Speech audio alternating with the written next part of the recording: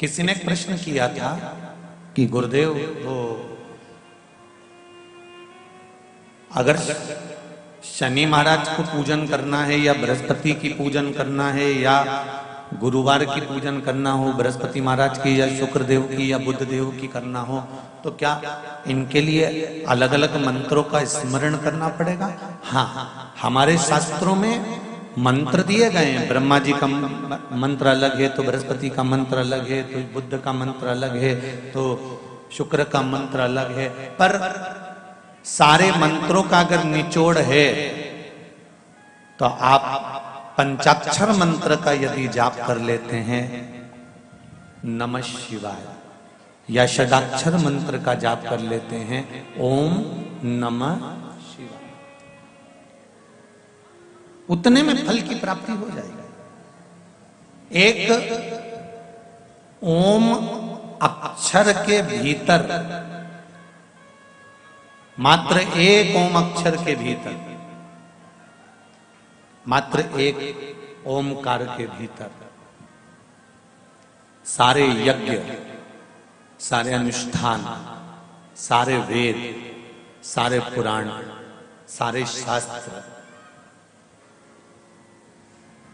सारे ग्रंथों का सार तत्व मात्र एक ओम अक्षर के भीतर छुपा हुआ है।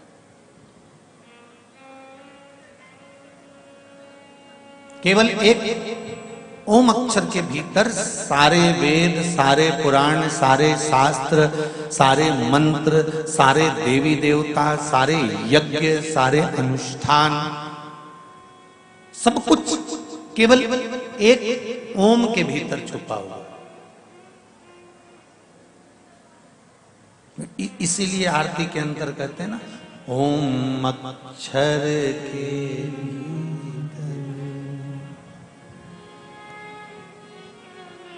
महाराज, ये सब उसके अंदर समाये हुए। शिव आराधना में, शंकर की अविरल भक्ति में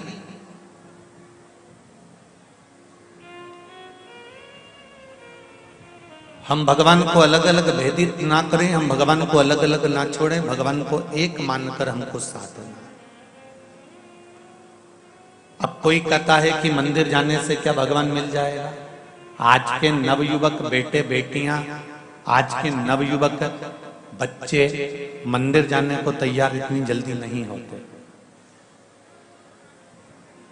फिर भी मैं एक धन्यवाद आज की नवयुवक टीम को देना चाहूंगा, नवयुवक बहुओं को, बेटियों को और बेटों को देना चाहूंगा, छोटे छोटे बच्चों को देना चाहूंगा कि जब से शिव महापुराण की कथा प्रारंभ हुई है, बुजुर्ग भले मंदिर जाना बंद कर दे पर नवयुवक बच्चे जरूर मंदिर जा रहे हैं। उसके लिए मेरा धन्यवाद है बच्चों, उसके लिए मेरा बारंबार धन्यवाद है आप सबको, बारंबार धन्यवाद।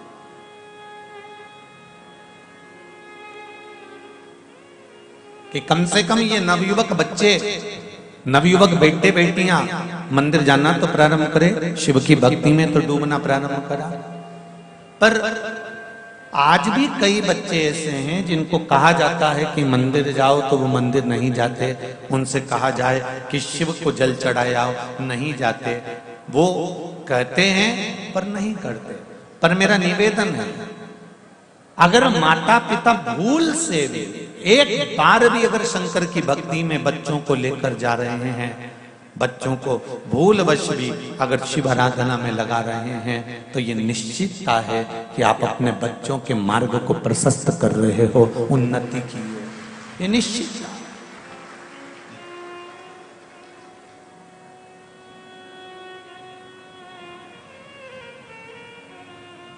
तेरी कृपा बिना न हिले एक भी अणु, लेते हैं श्वास तेरी कृपा से तनु तनु।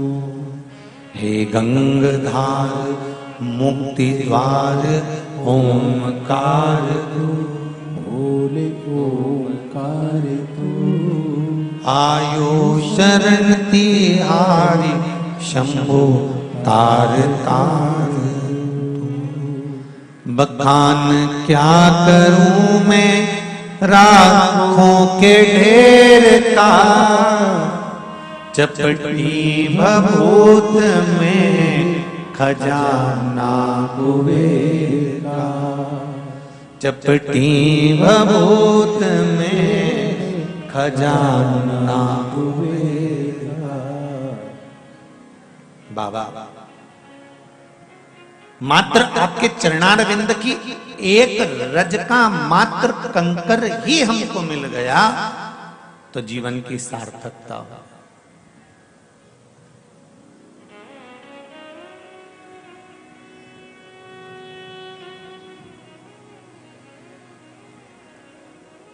जीवन की सार्थकता।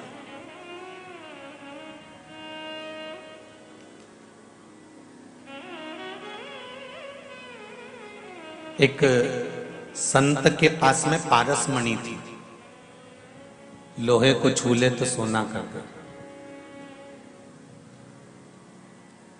किसी को मालूम पड़ गया चोर को कि संत के पास में पारस मणि है। संत के पास में वो चोर सेवक बनकर आ गया और उसने सेवा करना चालू कर दिया। सेवा करते करते करते करते करते समय बीत गया। चोर उस पारस मणि को ढूंढने में लग गया कि कहीं पारस मणि मिल जाए। एक दिन गुरुजी स्नान करने के लिए गए, ये पारस मणि को ढूंढता रहा, नहीं मिली। गुरुजी आए आज।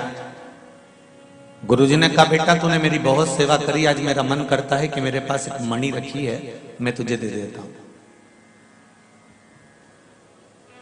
गुरुजी ने ऊपर एक लकड़ी के ऊपर एक मणि रखी हुई थी, डब्बी में बंद थी, कपड़ा लपेटा हुआ था।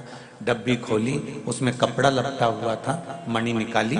गुरुजी ने कहा ये ले पारस मणि।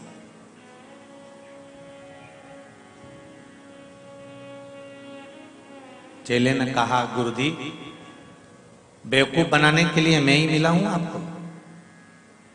सारी दुनिया का मूर्ख मैं ही हूं? गुरुजी ने पूछा क्या हुआ ऐसा? मैंने कहा तेरे को मूर्ख बना दिया? देखो ना गुरुजी, जब ये पारस मणि है तो जिस लोहे की डिब्बी में रखी है उसको तो इसने सोना बनाया ही नहीं। अगर ये पारस मणि होती तो लोहे को सोना बना देती ना। गुरुजी ने कहा बेटा ये कपड़े में लपटी हुई है ना, इसलिए सोना नहीं बना पा रही।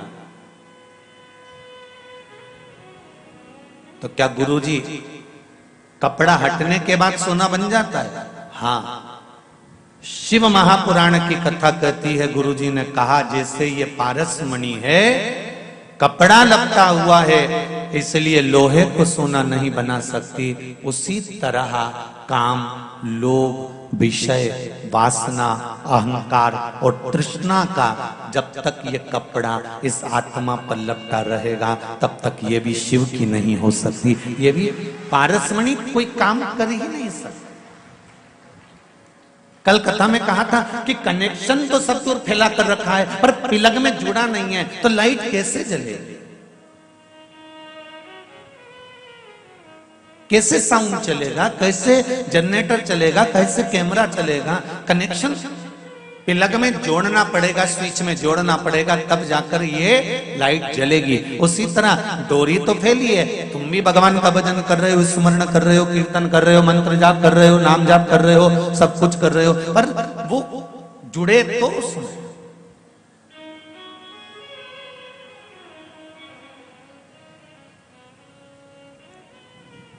जब तक वो जुड़ेगी नहीं तब तक सुख की अनुभूति होगी। पारस मणि अपना काम जब करती है जब उस पे कपड़ा नहीं होता, और ये आत्मा परमात्मा तक तब जाती है जब इसके भीतर अहंकार का कपड़ा नहीं होता। अहंकार का कपड़ा हटेगा, ये परमात्मा तक पहुंच जाएगा। कुछ पत्र हैं देखिए। मैं संजय, क्या लिखा है, गोरमबाग अहमदपुर जिला लातूर से आया हूं। आप ही हैं? दोनों हाथ हिला दो एक बार। हर हर महादेव।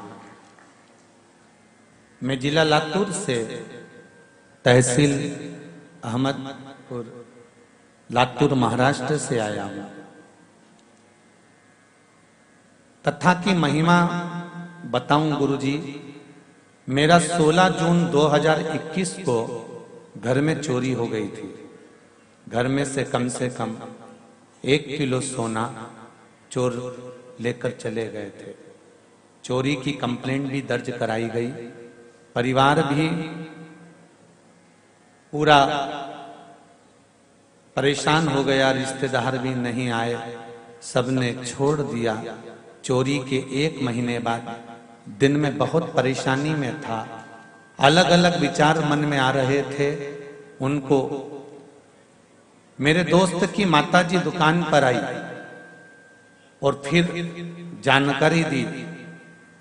मेरी परिस्थिति को देखकर, सुनकर मेरी दोस्त की माताजी ने कहा कि श्री शिवाय नमस्तुभ्यम मंत्र का जाप कर और बाबा तेरे सब दुख हर लेगा।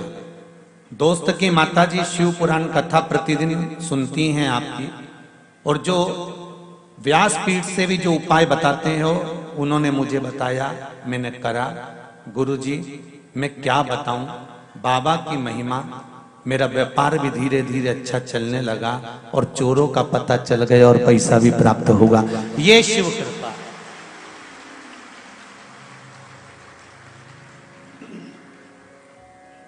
बैठो भाई, बैठो। हर हर महादेव। शिव की उदारता किसको कहते हैं?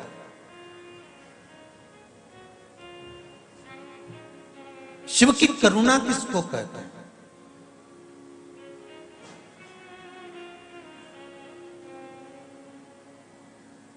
एक बात फिर कहूंगा,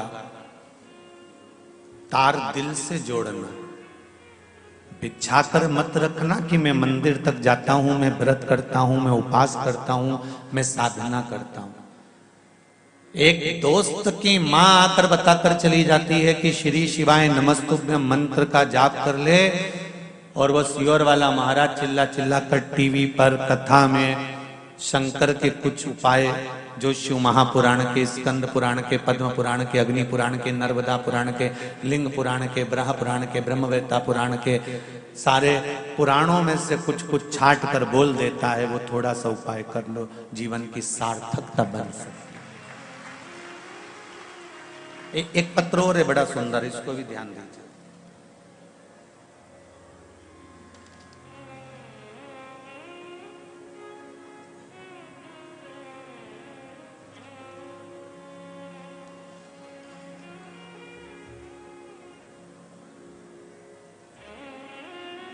मेरा नाम अनीता बोंद्रे है। मैं सोलापुर से आई हूं। कहीं बैठी हैं अनीता जी? सोलापुर वाली आप ही हैं?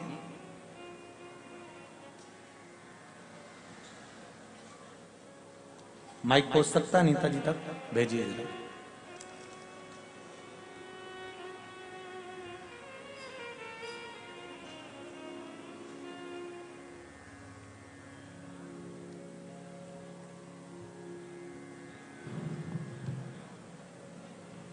श्री शिवाय नमस्तुभ्यम। फास्ट पहुंचाओ, एक दूसरे को देकर बढ़ाते जाइए। हाँ, एक दूसरे को देते जाओ।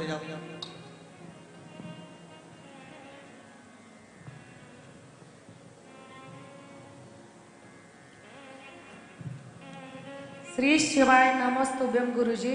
अनीता जी श्री शिवाय नमस्तुभ्यम। बहुत बहुत साधुवाद।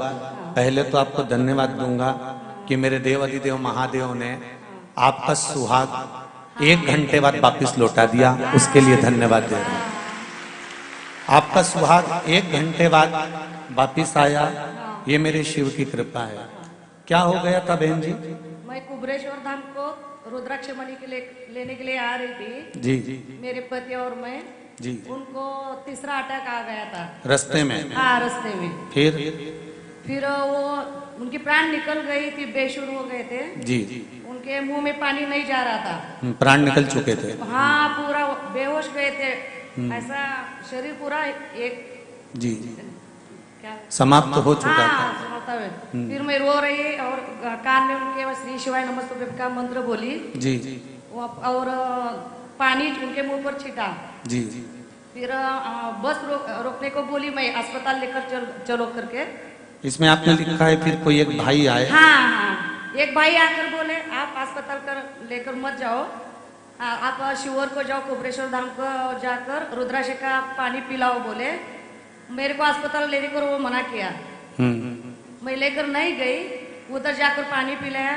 उनकी जान अब बहुत अच्छी है, उनको एक गोली भी नहीं दी और डॉक्टर के पास लेकर अभी तक नहीं ले गई मैं।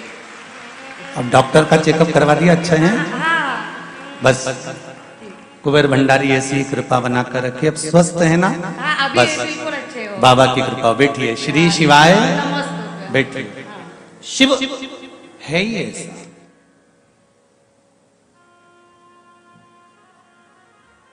एक अंश भी हम अगर शंकर का भजन करें, मात्र कुछ पल का। इसमें आपने एक लाइन लिखी है दीदी कि मैं उस नवयुवक व्यक्ति को धन्यवाद देना चाहती हूं जिसने अचानक आकर मुझसे कहा कि रुद्राक्ष का जल पिला दो। वो व्यक्ति कोई दूसरा नहीं आया होगा। अटैक आने के बाद लोग डॉक्टर का पता बताते हैं और तुझे रुद्राक्ष लेने के लिए कुबेरेश्वर भेज दिया। अगर किसी को हार्ट अटैक आता है तो लोग कहते हैं हॉस्पिटल ले जाओ। इतना तो सब समझदार होते हैं, जरा जरा सा बच्चा भी कहता जल्दी करो हॉस्पिटल ले जाओ। पर वो नवयुवक व्यक्ति अगर तुमसे कह रहा है कि कुबेरेश्वर ले जाओ, तो वो नवयुवक व्यक्ति कोई दूसरा नहीं था। तेरे रुदन पर और तेरे मंत्र पर, श्री शिवाय नमस्तुभ्यम पर मेरा देवाधिदेव महादेव तेरे पास में खड़ा हुआ था। कोई दूसरा नहीं हो सकता।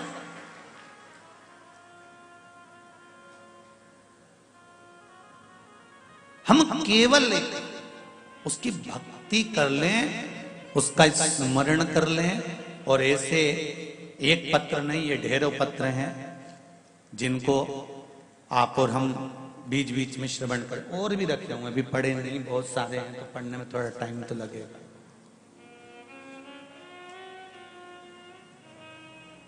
और ये किसी मेरे शंकर को किसी प्रमाण की जरूरत नहीं पड़ती।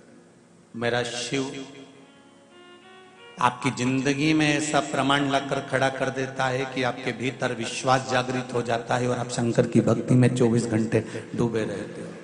फिर दुनिया के लोग आपको भले कुछ भी कहें, एक अविरल भक्ति,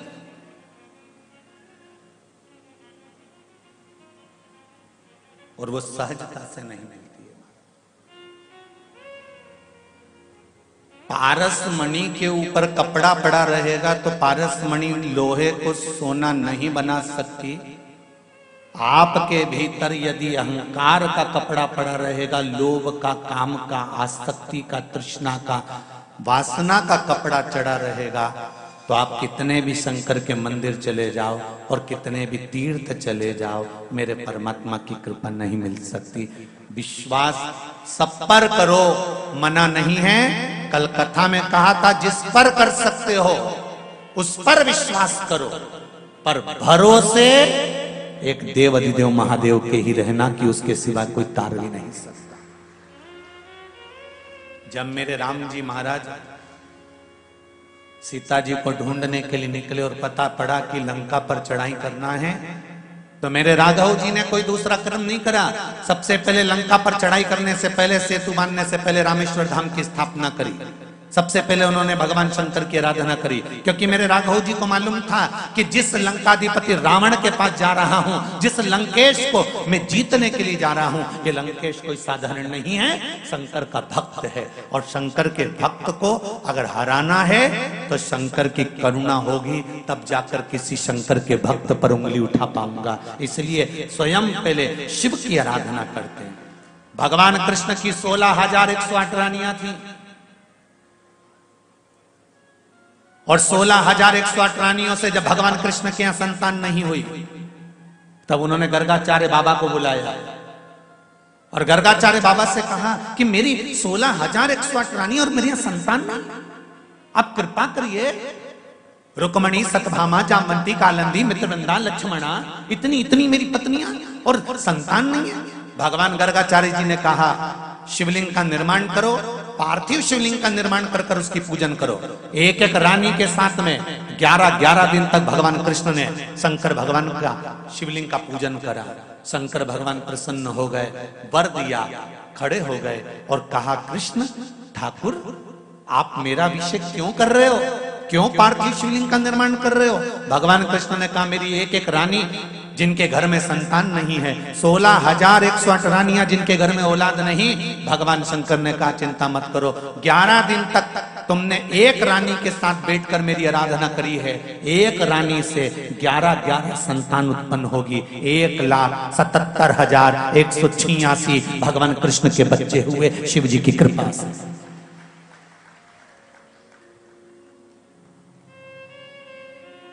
10 लड़के 1 लड़की भगवान कृष्ण की प्रत्येक रानी से हुए थे। 10 पुत्र और 1 पुत्री।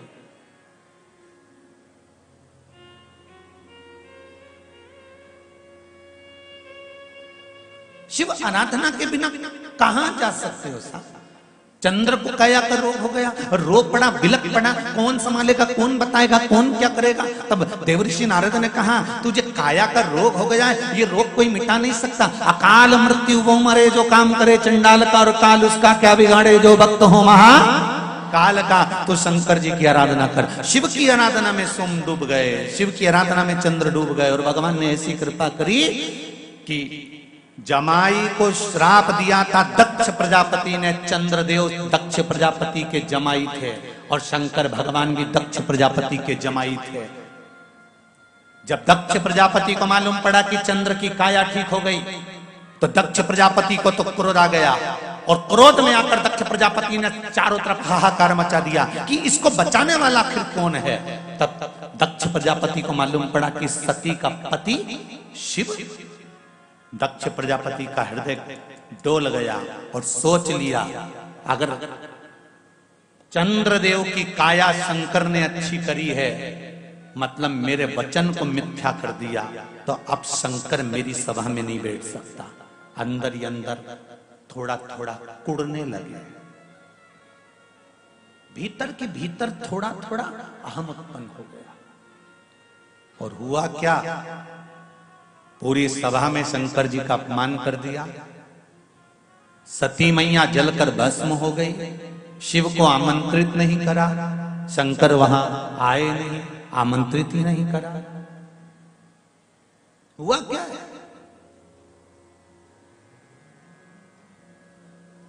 मेरे शिव ने ये नहीं देखा कि ये मेरा साधु भाई है कि कौन है। बस शंकर तो ये देखते हैं कि उसने भजन करा है, शिव ने ये देखा है कि उसने साधना करी है, शंकर भगवान ने ये देखा कि उसने आराधना करी है, शिव ने ये देखा कि उसने स्मरण करा है। भगवान शंकर ये नहीं देखते, उसके लाखों दीवाने बड़े से बड़े उसके चरणों में कंकड़ माटी से पड़े। उसके लिए कोई करोड़पति है तो वो भी बराबर है, कोई रोडपति है तो वो भी बराबर है, उसके लिए कोई धनवान है तो वो भी बराबर है, और कोई साधारण है वो भी बराबर है। उसके लिए कोई बड़ा नहीं, कोई छोटा नहीं। वो तो कहता है कि जिसने मुझे दिल से भज लिया।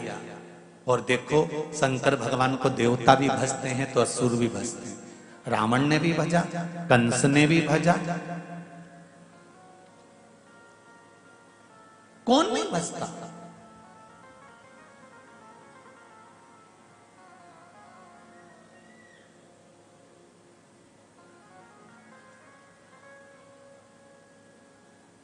इसके बाद भी दुनिया के लोगों को मालूम है कि शिव है, शंकर है जो साध लेगा। इसके बाद भी दुनिया के लोग यहाँ वहां भटके कि हम वहां चले जाएंगे तो कुछ चमत्कार हो जाएगा या कोई घुमा के कुछ दे देगा। उसके बाद भी अगर दुनिया के लोग भरमाए तो दुनिया की विवेक बुद्धि बेकार। शिव के पास में ना तो कोई तंत्र है शिव के पास में ना कोई मंत्र है, शिव के पास में ना कोई खटर पटर है, शिव के पास में ना कोई दिखावा है। सारे मंदिरों में जाकर देखना भगवान एक से बढ़कर एक पोशाक पहने होंगे, सारे मंदिरों में जाकर देखना देवताओं ने एक से बढ़कर एक आभूषण पहने होंगे, शंकर जी के मंदिर में जाकर देखना भोलेनाथ ऐसे ही बैठे होंगे। तुम्हारी मर्जी पड़े, लोटा भर कर लाओ, एक लोटा पानी चढ़ाओ और चढ़ा के अपने घर चले जाओ। मेरे पास फालतू बैठो मती, समय बर्बाद करो मती, राम नाम तुम भी गाओ और मुझे भी गाने दो। भगवान शंकर एकदम सरल सहज आनंदित।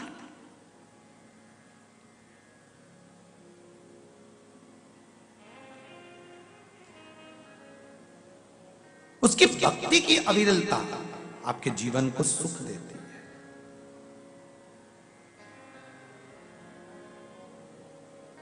कुरुक्षेत्र के मैदान में पांडव युद्ध लड़ने वाले हैं और भगवान कृष्ण पांडवों से क्या कह रहे हैं कि कुरुक्षेत्र की भूमि में तुम युद्ध लड़ोगे, कुरुक्षेत्र की भूमि में तुम युद्ध कर रहे हो, यह कोई साधारण भूमि है?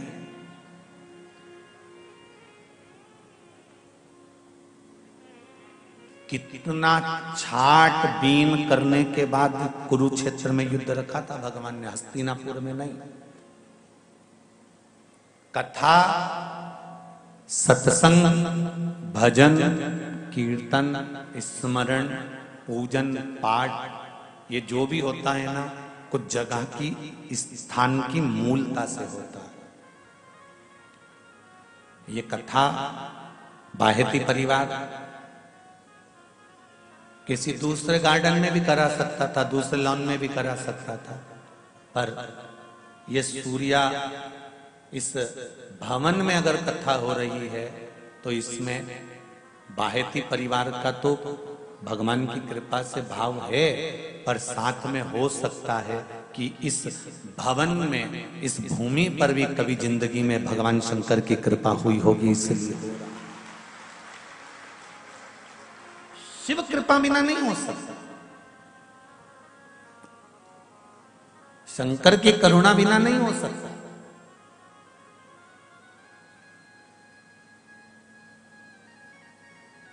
अगर कुछ मिल रहा है शिव की कृपा से, भगवान कृष्ण को मालूम पड़ा कि हस्तिनापुर में युद्ध होना है, कौरव और पांडवों का युद्ध होना है, तो कौरव और पांडवों के युद्ध के लिए भूमि को ढूंढा गया। कौरव और पांडवों के युद्ध के लिए भूमि को देखा गया कि कोई ऐसी भूमि ढूंढ कर लेकर आओ जहां पर कौरव और पांडवों का युद्ध हो, पर युद्ध हो उस समय पर इन दोनों का संधि ना हो जाए, इन दोनों का मिलन ना हो जाए, ये एक दूसरे से जुड़ ना जाए, एक दूसरे के प्रति इनका प्रेम जागृत ना हो जाए, ऐसी भूमि ढूंढी जाए। आप अगर कोई फंक्शन करते हो ना तो अपने घर की पास की जगह देखते हो, बोलो सही है कि गलत? शादी करोगे तो घर के पास की जगह देखोगे, कथा करवाओगे तो घर के पास की जगह देखोगे, किटी पार्टी करोगे तो घर के पास की जगह देखोगे, जन्मदिन की पार्टी करोगे, शादी की सालगिरह मनाओगे तो घर के पास की पार्टी देखोगे। आप अपने घर के पास की जगह देखते हो कि हमको सहूलियत हो जाए। तो कौरवों और पांडवों का युद्ध होना था तो हस्तिनापुर में होना था, फिर कुरुक्षेत्र में जाकर क्यों करा? और कौरव और पांडवों का युद्ध अगर भगवान कृष्ण को कराना था तो द्वारका में करा लेते, फिर कुरुक्षेत्र क्यों गए? क्योंकि भगवान कृष्ण ने अपने दूतों को बुलाकर कहा था पूरी पृथ्वी पर घूम कर आओ और ऐसी भूमि ढूंढ कर लेकर आओ जहां पर भाई भाई की हत्या कर दे, उसको गले नहीं लगा।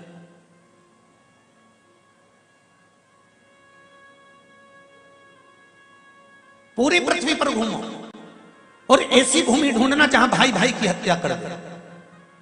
सारे दूत भगवान कृष्ण के सारे गण गए, पार्षद गए देख कर आए, द्वारपाल गए देख कर आए, पर ऐसी भूमि नहीं मिली। अंत में कुरुक्षेत्र पहुंच गए जहां पर बड़े भाई ने छोटे भाई से कहा जा खेत में पानी अंदर घुस रहा है, प्रवेश कर रहा है, वहां पर मेड़ बांध दे। मेड़ बांधना मतलब मिट्टी से रोक देना, जा पानी को रोक दे। छोटे भाई ने कहा मैं रोटी खाने जा रहा हूं, भोजन करने जा रहा हूं, भैया आप फ्री हो, आप जाकर रोक दो। बड़े भाई को क्रोध आया,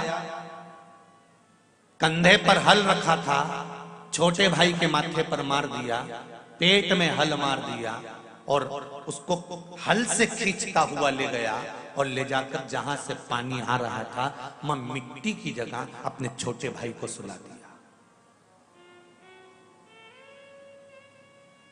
भगवान कृष्ण के सेवकों ने देख लिया और जाकर ठाकुर जी से कह दिया, हमने वो भूमि ढूंढ ली जहां पर भाई भाई का दुश्मन है।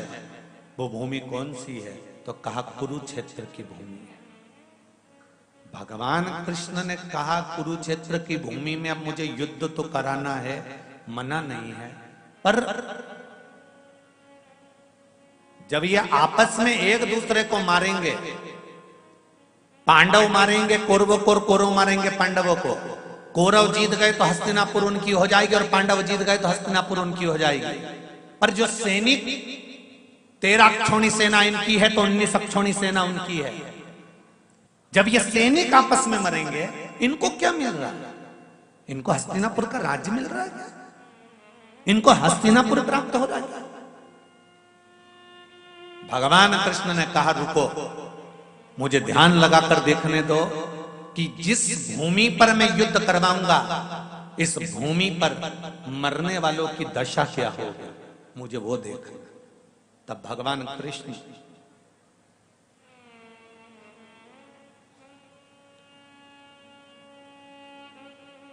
एक स्थान पर पार्थिव शिवलिंग का निर्माण कर लिए कुरुक्षेत्र की, जिस भूमि का नाम है स्थानेश्वर महादेव। कुरुक्षेत्र कौन कौन गया है? जो गए हो कुरुक्षेत्र गए हैं? तो स्थानेश्वर महादेव कुरुक्षेत्र में ब्रह्म सरोवर से 3 किलोमीटर की दूरी पर है। स्थानेश्वर महादेव कुरुक्षेत्र की भूमि, जहां पर जिसका वर्णन वायु पुराण में, वामन पुराण में, नर्मदा पुराण में, स्कंद पुराण में, स्थाणु तीर्थ का वर्णन। कौन से तीर्थ का? स्थाणु तीर्थ, जहां भगवान कृष्ण ने पार्थिव शिवलिंग का निर्माण करा और उसकी पूजन करी और पूजन कर कर ध्यान में मग्न हो गए। शंकर भगवान वहां प्रकट हो गए, प्रकट हुए और पूछा क्या बात है कृष्ण, क्या हुआ?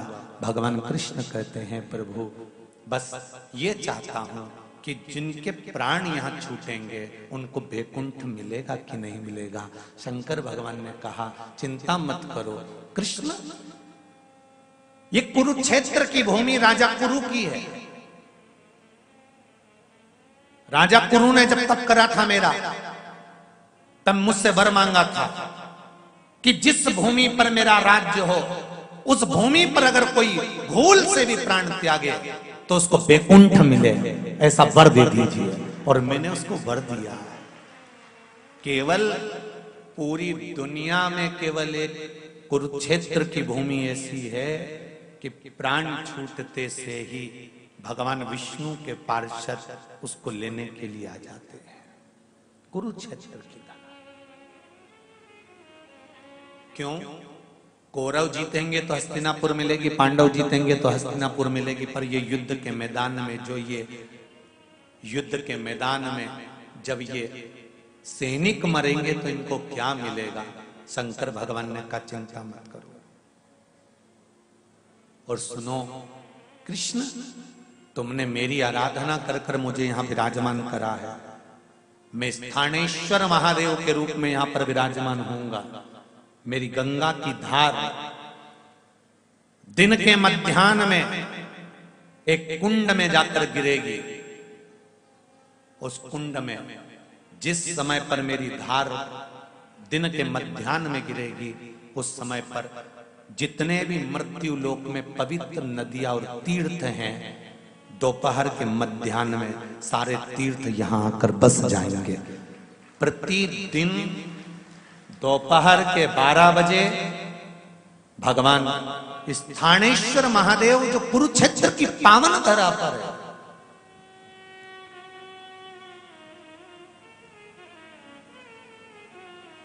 सामने जहां कुंड बना हुआ है, वहां स्थानेश्वर महादेव के सम्मुख में दोपहर के मध्याह्न में 12 बजे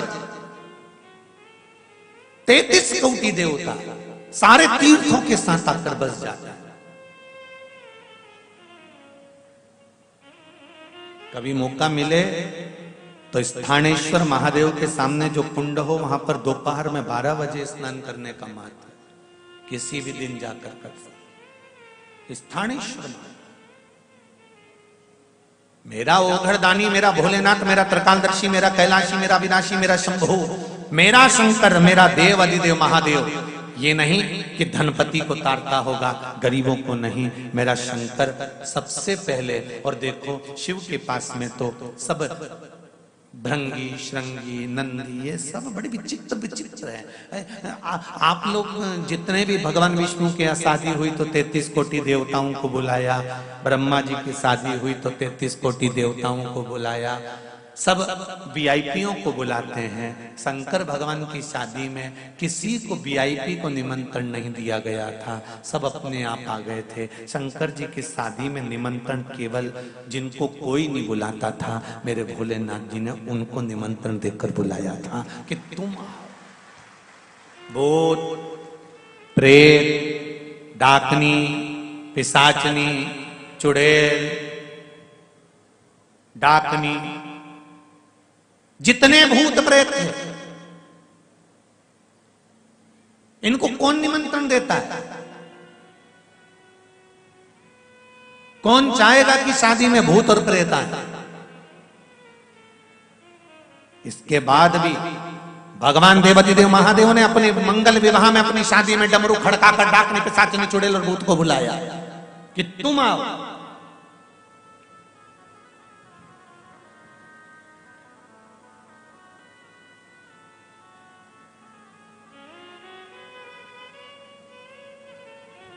जब भोजन बच जाता है शादी का तब गरीबों में बांटा जाता है। जब भोजन बच जाता है शादी का तब कहीं अनाथों को बांटा जाता है। जब भोजन बच जाता है शादी का तब किसी अनाथालय में, किसी आश्रम में जाकर बांटा जाता है। जब भोजन बच जाता है शादी का तब किसी भिक्षुक के पास जाकर बांटा जाता है। शंकर भगवान ने मन में सोचा आखिरी में भोजन जाना वहीं पर है, इसलिए आमंत्रण उन्हीं को दिया जाए जो प्रेम से पा सकते हैं।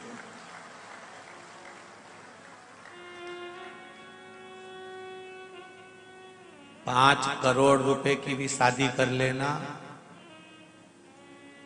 56 तरह का आइटम खिला के देख लेना, जाने वाला व्यक्ति बुराई करता ही जाएगा।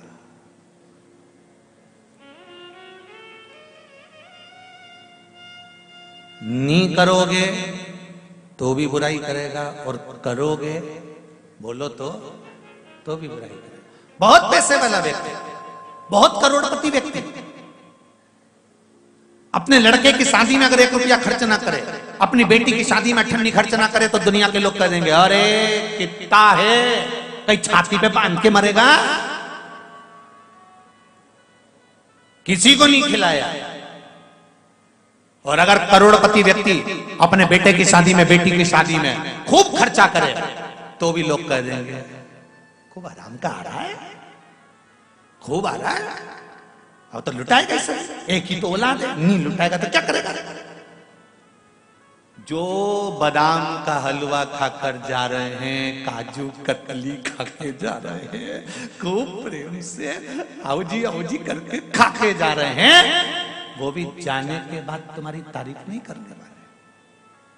पर किसी भूखे को एक बार बिठाकर प्रेम से, दिल से एक निवाला खिलाकर देखना, जिंदगी भर याद रखेगा, जिंदगी भर नहीं भूलेगा वो।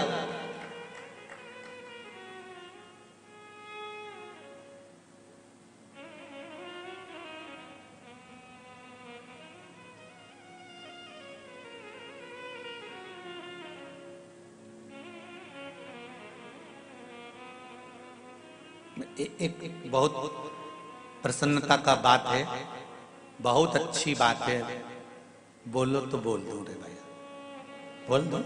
बहुत दिल को अच्छी लगी है इसलिए कहना चाहता हूं। हैदराबाद में हम पहले जब आए थे तो यहाँ के वृद्धाश्रमों में भी गए थे और वहां जाकर देखा था तो बहुत सारे वृद्ध लोग वहां रह रहे थे। पर अब की बार जब वृद्धाश्रम की सूचनाएं हमने प्राप्त करी तो सूचना मिली कि जितने वृद्ध थे उन लोगों को उनके बच्चे लेकर चले गए, थोड़े से बच्चे। बहुत बहुत धन्यवाद मेरे नवयुवक बेटे और बेटियों को और बहुओं को और बच्चों को। दिल से बधाइयां देता हूं आपको, दिल से आशीर्वाद और दिल से बधाइयां देता हूं कि वृद्धाश्रम में अब बूढ़े कम हो गए हैं, उसके लिए आपको धन्यवाद है, बहुत बहुत धन्यवाद। जहां वृद्धाश्रम में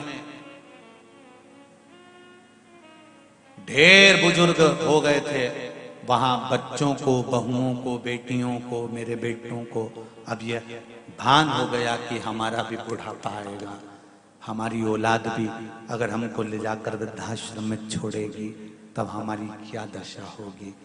आज आपने सेवा के प्रकल्प को आगे बढ़ाया है, इसलिए मेरा हैदराबाद की इस पावन धरा को नमन करता हूं, भाग्यनगर को प्रणाम करता हूं कि कहीं खुशी हुई है, हृदय को अच्छा लगा। अच्छा लगता है तो बोलने में जाता पीछे कुछ नहीं।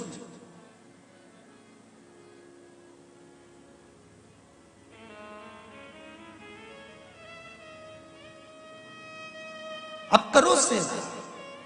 आप 1 करोड़ की शादी करो, 5 करोड़ की शादी करो, 50 लाख की शादी करो, 40 लाख की शादी करो, तुम्हारी मर्जी पड़े, पूरी दुनिया का धन लुटा दो, हमें मतलब नहीं है। हमारा तो इतना सा कहना है कि उस शादी में से थोड़ा सा रुपया निकालकर कहीं गरीबों के बीच में पहुंचकर, साधारणता के व्यक्ति के बीच में पहुंचकर, या हम ये भी नहीं कहेंगे कि तुम दूसरी जगह खर्च करो, अपनी समाज में भी अगर कोई थोड़ा सा भी डाउन है तो प्रयास करना कि उसकी बेटी या उसके बेटे की पढ़ाई या उसके लिए कुछ अच्छा करने का प्रयास हम करें, जिससे हमको जीवन में सुख मिले,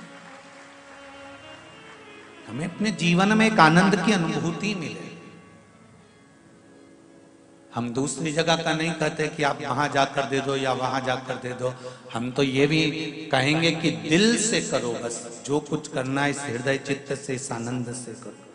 शंकर भगवान ने कहा भगवान कृष्ण से, कन्हैया इस भूमि पर स्थानेश्वर महादेव के रूप में मैं पूजा जाऊंगा, और सुनो कृष्ण, कुरुक्षेत्र की ये पावन धरा, जिस धरा पर अगर संसार का मनुष्य आकर एक बार भी स्थानेश्वर महादेव का दर्शन करता है या स्थानेश्वर महादेव पर एक अक्षत का दाना भी समर्पित करता है, तो सुनो, एक कृष्ण वो जन्म और मरण के सारे जीवन काल के 84 के चक्कर से छूटकर भगवान नारायण के धाम वैकुंठ में जाकर विराजमान हो जाएगा। स्थानेश्वर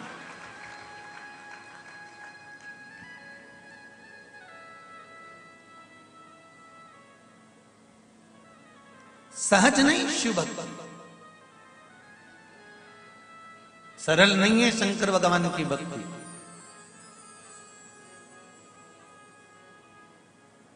बड़ी मुश्किल से प्राप्त होती, और जी एक बार अगर भगवान शंकर की भक्ति आपके हृदय में स्फुटित हो गई, एक बार शंकर की भक्ति तुम्हारे हृदय में पहुंच गई, जितने आस्था चैनल पर सुन रहे हैं, जितने फेसबुक यूट्यूब पर सुन रहे हैं, जितने इस पावन पंडाल में सुन रहे हैं और पंडाल के बाहर सुन रहे हैं, पंडाल के पीछे नीचे जहां बैठकर श्रवण कर रहे हैं, उन सब से कहूंगा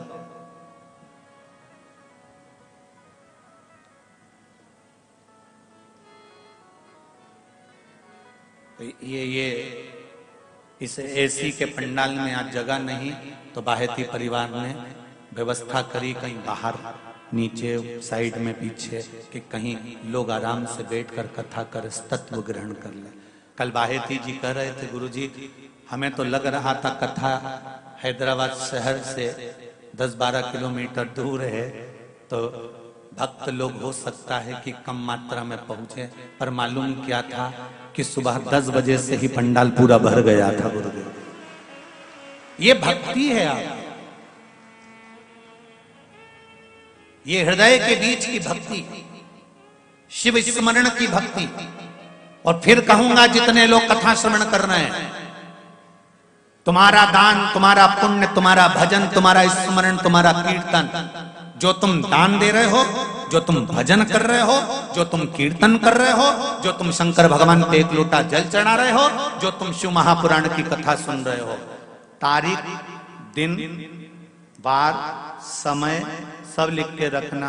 और ये भी लिख के रखना कि तुम जब वहां से चली थी तो 10 रुपए का पेट्रोल डलवाया था कि 50 का डलवाया था कि ऑटो में 20 लगाए थे कि 100 लगाए थे। 3 महीने के अंदर मेरा बाबा तुमको वो 1000 गुना कर कर देता है कि नहीं देता, वो हिसाब जोड़ के रखना। केवल शिव पुराण नहीं, गीता में भगवान कृष्ण कहते मेरे लिए खर्च कर कर दे।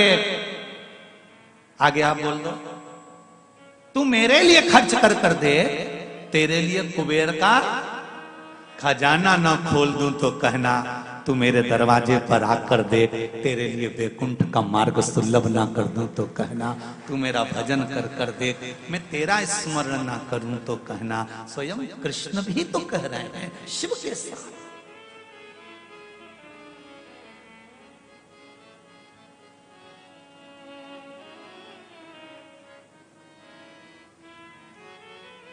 भाग्यशाली है बायती परिवार।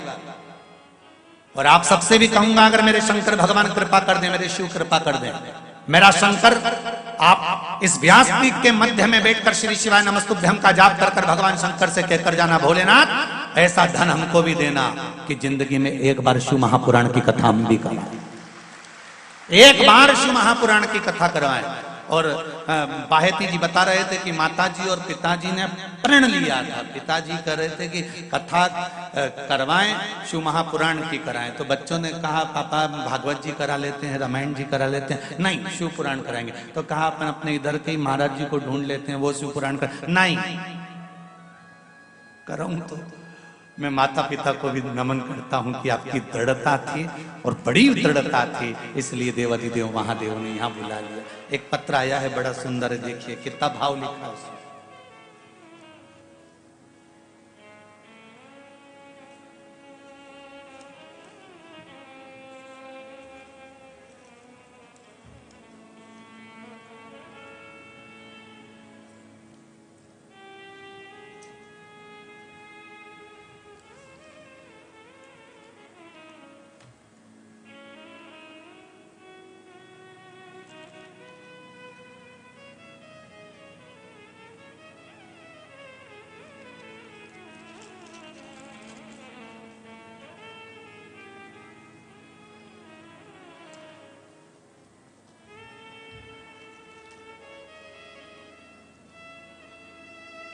गोविंद लाल जी, लीला देवी जी, मैसूर कर्नाटक।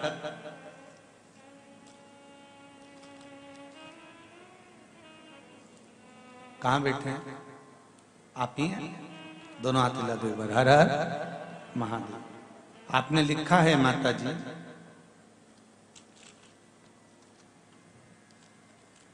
मैं 64 साल की हो गई हूं। बधाई हो आपको।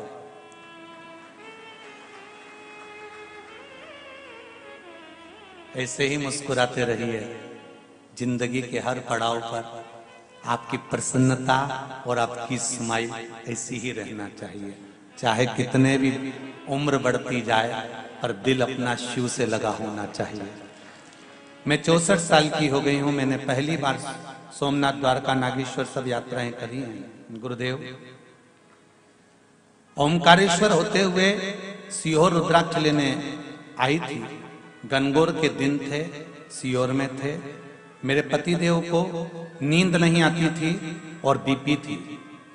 अब बाबा की कृपा से रुद्राक्ष के जल से उनकी बीपी और नींद दोनों ही बाबा ने संभाल ली है। और नींद के लिए महादेव की 5 बेटियों के नाम लेकर सोते हैं, अच्छी नींद आती है।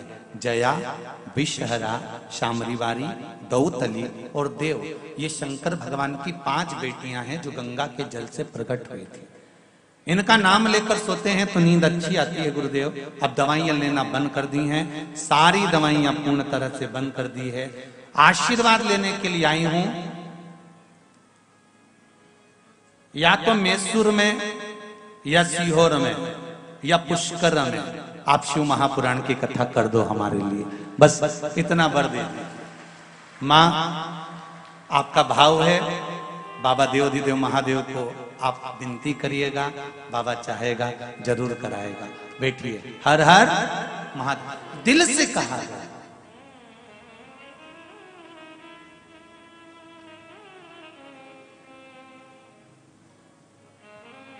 आप हृदय से उसको कहो तो सही, एक बार मन से उससे प्रार्थना करो तो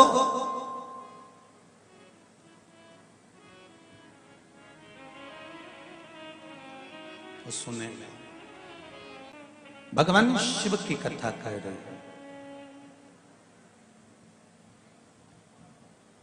शंकर भगवान और माता पार्वती का जो मंगल विवाह हुआ था, उस विवाह के बाद में भगवान शंकर के तेज पुंज को मां गंगा जी को दे दिया गया था और गंगा जी के जल से षडानंद कार्तिकेय जी का जन्म हुआ था। भगवान शंकर के 13 बच्चे हैं। उन 13 बच्चों में से गंगा जी के जल से 11 बच्चों का प्रागट्य हुआ। 6 षडानंद कार्तिकेय, 5 शंकर भगवान की बेटियां जया, विषहरा, श्यामलीवारी, दौतली और देव। ये जो 5 शंकर भगवान की बेटियां हैं, जिसको पूरी रात्रि भर स्वप्न नजर आते हो, पूरी रात ऐसा लगता हो कि जैसे फिल्म चल रही हो, सोते से स्वप्न ही स्वप्न दिख रहा है।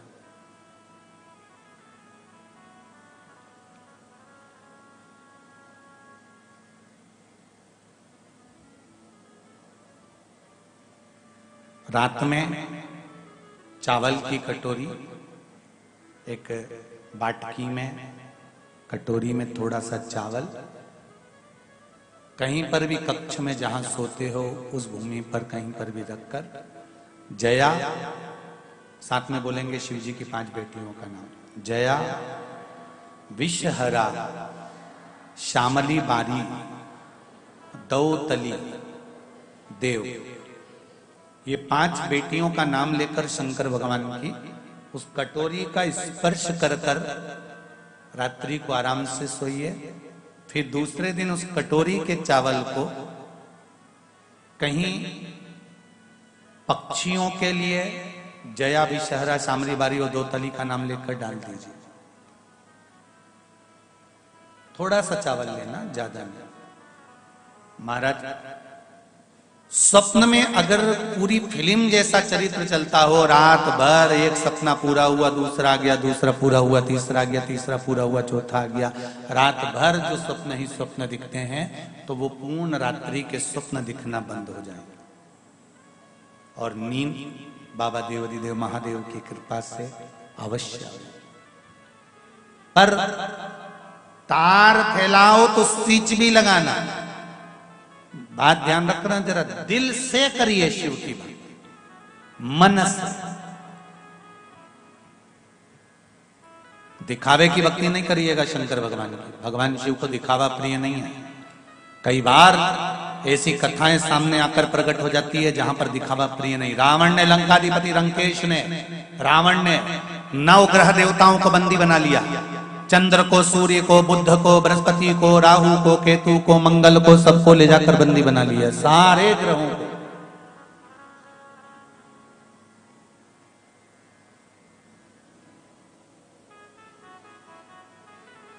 और लंकाधिपति रावण सबको बंदी बनाने के बाद में तुरंत भगवान शंकर जी के पास चले गए। शंकर भगवान ने जैसे ही रावण आया और रावण के आने से पहले राहु के पिता विप्रचित, क्या नाम था राहु के पिताजी का? विप्रचित। राहु के पिता विप्रचित जो दानव थे, असुर थे, राक्षस थे। पर दानव के घर में पैदा हो जाना या दानव के कुल में पैदा हो जाना या असुर कुल में पैदा हो जाना, पर मन तो भगवान में लगा हुआ था। जैसे प्रहलाद हिरण्याक्ष के घर में, हिरण्यकशिपु के घर में हुए, पर दिल तो भगवान में लगा हुआ था। तो ये थोड़ी ना कि प्रहलाद को भी असुर करेंगे। विप्रचित दानव था, असुर था, पर कभी उसने गलत काम नहीं किया। दानव जैसा कोई कर्म विप्रचित करता ही नहीं।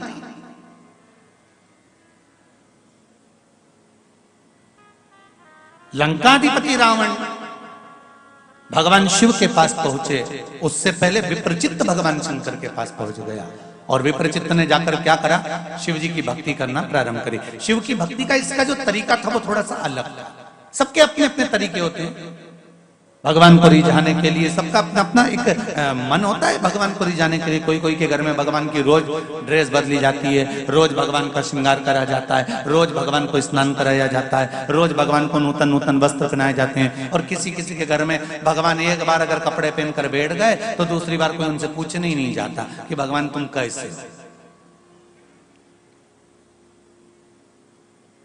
मंदिर भी छोटा सा और उसमें भी भगवान इतने सारे, देवी जी, देवता जी, पितर जी, ये जी, वो जी, और आओ जी और तुम भी बैठ जाओ जी।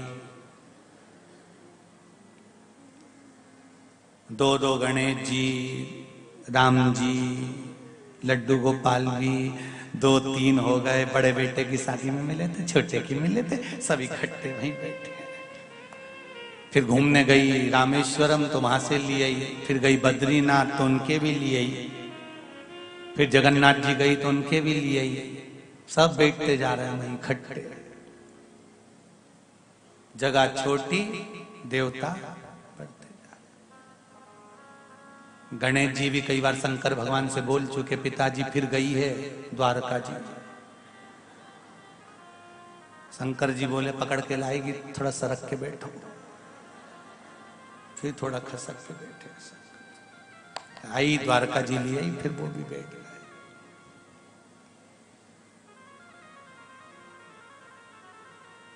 कभी तुम्हारे घर में जाके देवताओं की गिनती लगाना, और सवेरे से आई इतनी सी खड़ी शक्कर लाई, इतनी सी मिश्री शक्कर या लड्डू भी लाई तो इतना बड़ा। भगवान को छोटा अच्छा लगता है ना, इतना सा लड्डू, इतनी सी बर्फी, और भगवान के सामने रख के हाथ जोड़ के और घंटी पकड़ के, तन मन धन सब कुछ तेरा, भगवान के ठेंगा तो अंदर कर ले।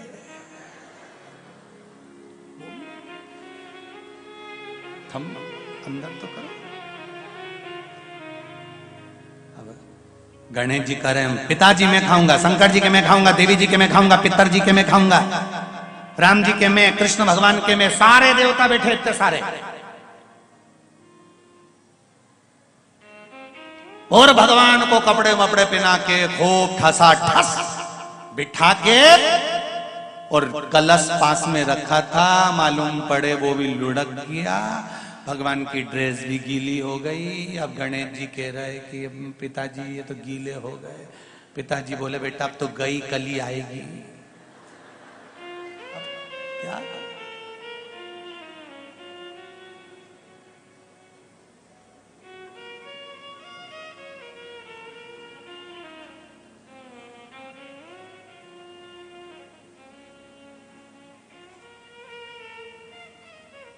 ए भाई, मंदिर घर में बनाओ मना नहीं है, मंदिर में भगवान बिठाओ मना नहीं है, पर जितने देवता उस मंदिर में बैठे हैं उसमें से किसी एक को दिल में बिठाओ, बहुत हो जाएगा। बहुत। हम भगवान तो बिठा दिए हैं मंदिर में, पर दिल में नहीं बिठा पा रहा।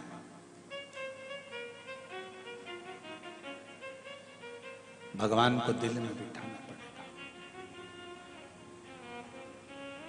इसलिए शायद शंकर भगवान कहते हैं कि मुझे दिखावे से मतलब नहीं है, मेरे मंदिर में तो आना, एक लोटा पानी लेकर आना और डाल के जाना, और उसके बाद में बेलपत्री मेरे पास जो पड़ी हो उसी को उठा के धो के वापिस चढ़ा देना। तेरे से हाथ जोड़ के निवेदन है कि तू अपने घर से भी मतलब, तू तो मेरा ही मुझको दे दे, वो ही बोल, उतना ही तुम कर लो ना, उतना ही बोल। विप्रचित्त का नियम था, इसकी भक्ति थोड़ी सी अलग थी। विप्रचित्त कैसी भक्ति करता था? तो विप्रचित्त की जो भक्ति थी, इसको कोई मंत्र साधना, कोई तंत्र साधना, कोई कुछ आता तो था नहीं। विप्रचित्त एक काम करता था, शंकर भगवान के मंदिर में जाता था, शिव के द्वार जाता था, शंकर की चौखट पर पहुंचता था, कैलाश धाम पर जाता था, भगवान शंकर के काशी में जाता था, और वहां पर कुछ अगर पड़ा हुआ है, कुछ फैलारा पड़ा हुआ है, कुछ कचरा पड़ा हुआ है, कोई सामग्री पड़ी हुई है, तो उसको उठाकर विसर्जन कर देता था। कोई निर्माल्य पड़ा हुआ है, उसको विसर्जन कर देता था। ध्यान दीजिएगा जरा, तुम्हारे घर में फूल माला जो इकट्ठी होती है, तुम्हारे घर में भगवान को पुष्प चढ़ाते हो, वो निर्माल्य जो एकत्रित होता है, उस एकत्रित निर्माल्य को घर का जो व्यक्ति विसर्जन करने जाता है, वो अपनी जिंदगी के सारे रोग और सारे दुख का भी विसर्जन कर कर आता है, केवल निर्माल्य विसर्जन नहीं करता।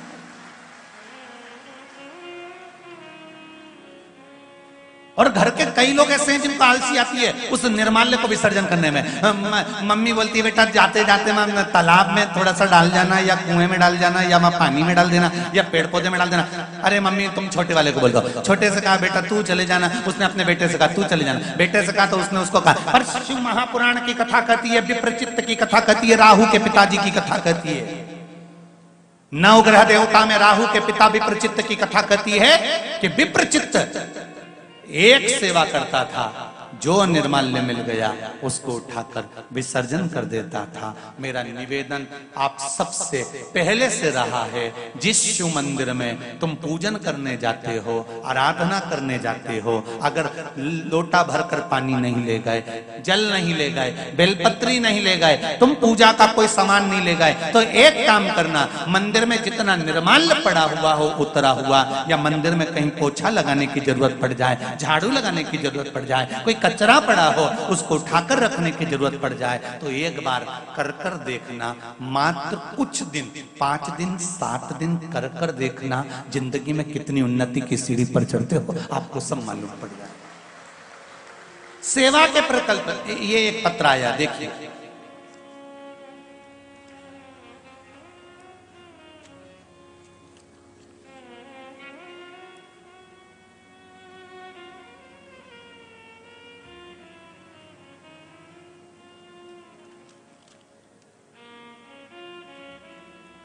सो गोरी किरण टहरे हिंगोली महाराष्ट्र से हैं, कहीं बैठी हो तो हाथ उठाइए।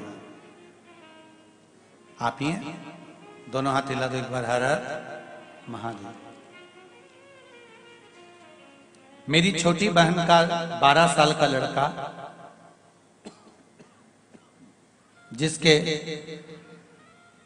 सिर में से नस से खून बहना प्रारंभ हो गया था अचानक, डॉक्टरों ने उसे हैदराबाद के लिए हॉस्पिटल के लिए जाने को कह दिया था। हमने उसको हैदराबाद लेकर आ गए, हॉस्पिटल में एडमिट कर दिया, पर खून बंद नहीं हुआ। डॉक्टर भी आश्चर्य में थे, क्या होगा, रक्त क्यों बंद नहीं हो रहा। इलाज चालू हो गया। तब उसी हॉस्पिटल के बाजू में शिव मंदिर था और वहां पर पूजा का कार्य चल रहा था। तभी मैंने मेरी बहन को कहा, तू श्री शिवाय नमस्तुभ्यम का जाप कर और कुछ भी कर कर मंदिर में जा और बाबा को आंवले के जल वाला प्रयोग करना प्रारंभ कर दे। आंवले के जल का प्रयोग जैसे ही शिव मंदिर में कर कर आई और बाबा ने ऐसी कृपा करी, उसका खून बहना बंद हो गया। मात्र 2 टेबलेट देना पड़ी और मेरा वो बच्चा वापिस अपने घर आ गया और वो स्वस्थ है। अब ठीक है बालक, बहुत बहुत साधुवाद। हर हर महादेव। बैठिए। हर हर महादेव। शिव भक्ति।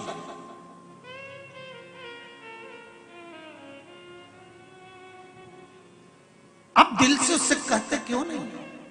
हम तो कहते बड़ी से बड़ी बीमारी कैंसर जैसी भी हो जाए, लीवर किडनी बेकार भी हो जाए, डैमेज भी हो गए, डायलिसिस भी चल रहा हो, तो जो दवाई आप खा रहे हो डॉक्टर से लेकर, वो डॉक्टर की दवाई को भी हाथ में लेकर एक बार मेरे देवाधिदेव महादेव से कहो तो बाबा, मैंने इतने प्रेम से कथा सुनी है, बहुत शिव महापुराण की कथा सुनती हूँ, मैंने मोबाइल पर सुनी, पंडाल में तो नहीं गई बाबा, पर जितने भी लोग कथा में आते हैं वो भी तो मोबाइल पर और टीवी पर सुने होते हैं बाबा। मैं नहीं गई पंडाल में, मैं कभी पहुंची नहीं कथा में बाबा, पर मेरे को रोग बड़ा हो गया है। आप जब विष पी सकते हो तो क्या मेरी बीमारी को समाप्त नहीं कर सकते? इस औषधि को अमृत कर दो ना बाबा।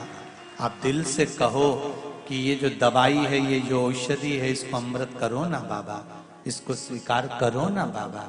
आप लेओगे ना बाबा तो मेरा अमृत बन जाएगा। आप मैं फिर निवेदन करूंगा, सत्यनारायण भगवान की कथा घर में करके देखना। किस किस के यहाँ होती है कथा? हाथ उठाओ। कभी तो हुई होगी, रख लो।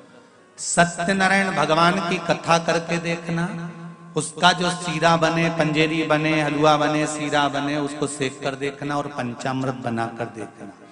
सीरा पंचामृत सत्यनारायण भगवान के सामने रखना पूजन में, कथा में, और थोड़ा सा सीरा पंचामृत उसी में से अलग फ्रिज पर रख देना, या तुम्हारी मर्जी पड़े अलमारी पर रख देना। दोनों की जब पूजन हो जाए, सत्यनारायण जी की आरती हो जाए, कथा हो जाए, दोनों प्रसाद को खाकर देखना, जो फ्रिज पर रखा हो या अलमारी पर रखा हो उसको, और जो सत्यनारायण भगवान के सामने रखा हो उसको, दोनों में स्वाद किस में आएगा तुम खाकर देखिएगा। एक बार प्रैक्टिकल कर कर जरूर देखना, कहीं सीवर वाला महाराज झूठ तो नहीं बोल रहा।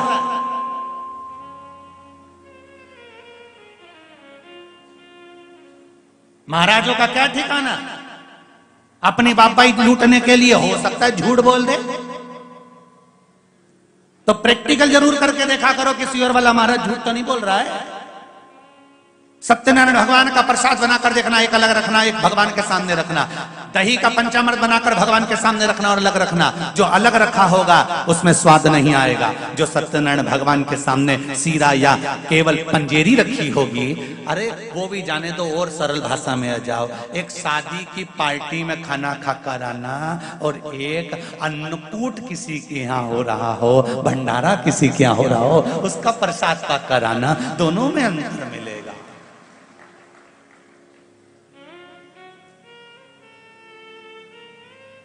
वहां पनीर टिक्का बना है,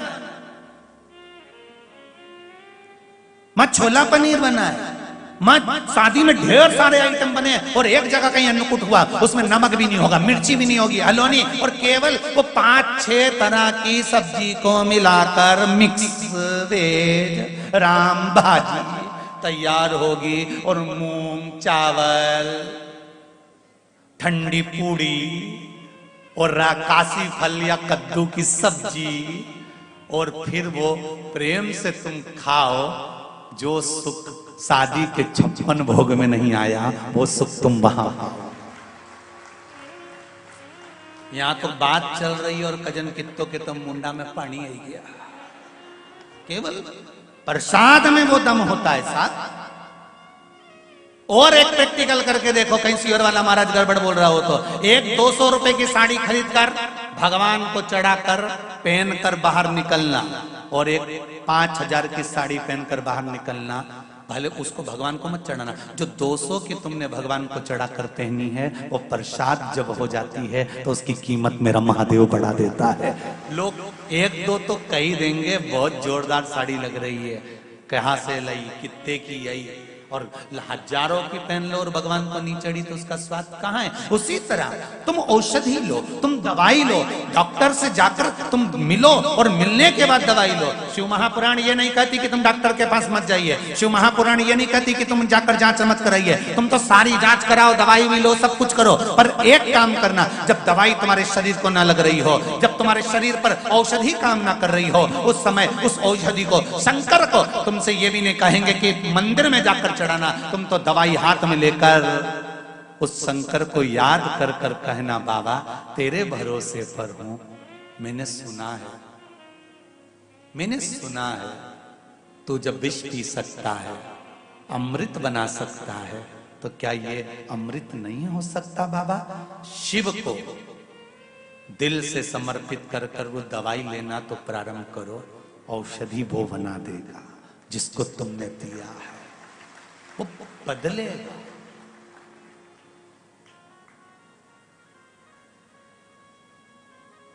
उसको कहो तो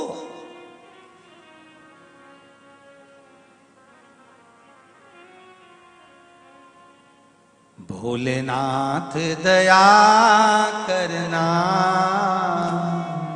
मैं तेरे भरोसे, उसके भरोसे पर रहो। जब आप उसके भरोसे पर रहोगे, उसके विश्वास पर रहोगे, उसकी अविरल भक्ति पर रहोगे, तो सुख मिलेगा क्यों नहीं? कैसे प्राप्त नहीं होगा?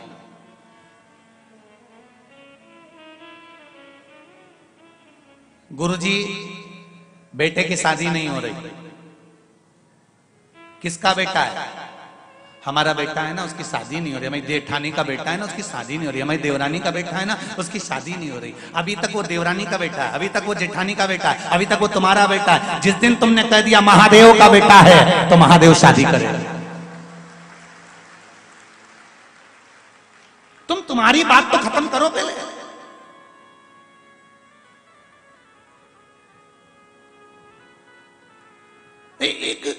एक बकरी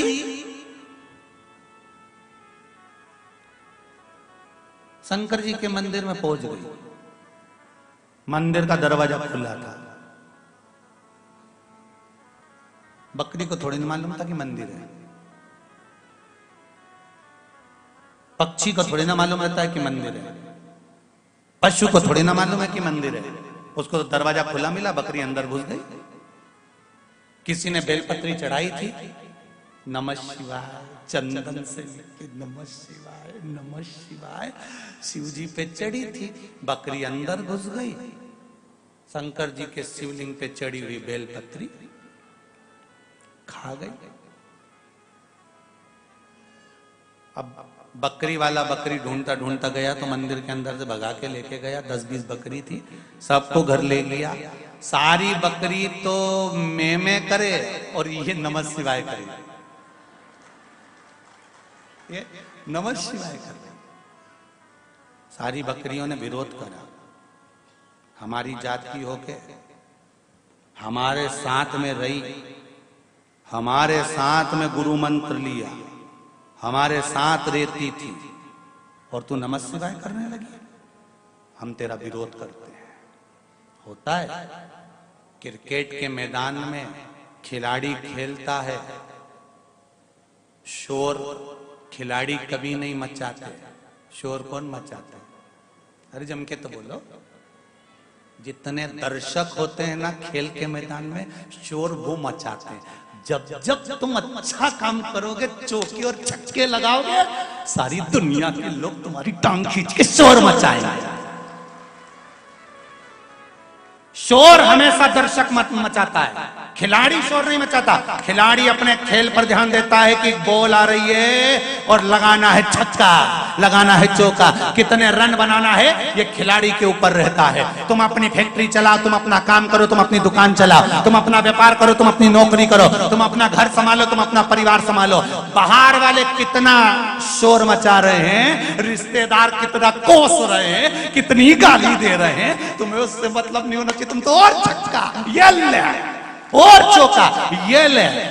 कब तक सोचोगे कि शोर मचाने वाला कितना शोर मचा रहा, उसने ये बोल दिया, उसने वो बोल दिया, उसने वो बोल दिया। तो वो शोर मचाना, वो तो खिलाड़ी खेलेगा, पिच पर है, अपने काम में है, फैक्ट्री पर है, दुकान पर है, व्यापार पर है, व्यवसाय पर है। तो दर्शक तो शोर मचाएंगे, दुनिया के लोग तो ताना देंगे, उंगली उठाएंगे, अपशब्द कहेंगे, गालियां देंगे। उनका तो काम है शोर मचाना। तुम तो अपना कार्य करो, तुम तो अपना काम करो। वो मौसी जी आई थी, ऐसा बोलकर चली गई तुम्हारी मम्मी से, मम्मी मेरे से मुंह फुला के बैठी है। अब वो दर्शक के चक्कर में तू घर क्यों फोड़े जीजी, क्या करना तेरे को? शोर मचाने वाले शोर मचाएंगे, तुम अपनी पिच पर, अपनी जो खिलाड़ी है वो अपना क्रम पूरा करे। फुटबॉल वाला हो चाहे क्रिकेट वाला हो, चाहे जिस पिच पर हो, अपना खेल आपको खेलना है। दुनिया शोर मचाती रहेगी, उसका काम है, उंगली उठाती रहेगी, ताने देते रहेंगे, आप शब्द कहते रहेंगे, तुम अपना कर्म करे जाओ। हाथी जाए बाजार में कुत्ता भूखे हजार, तुम अपना कर्म क्यों नहीं करते?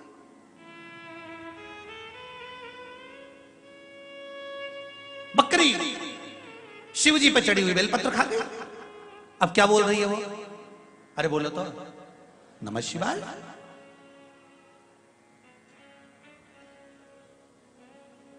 कई लोगों को टेंशन हो गया, जितनी बकरी थी उन्होंने इसको हटा दिया, सींग मार के, धक्का के।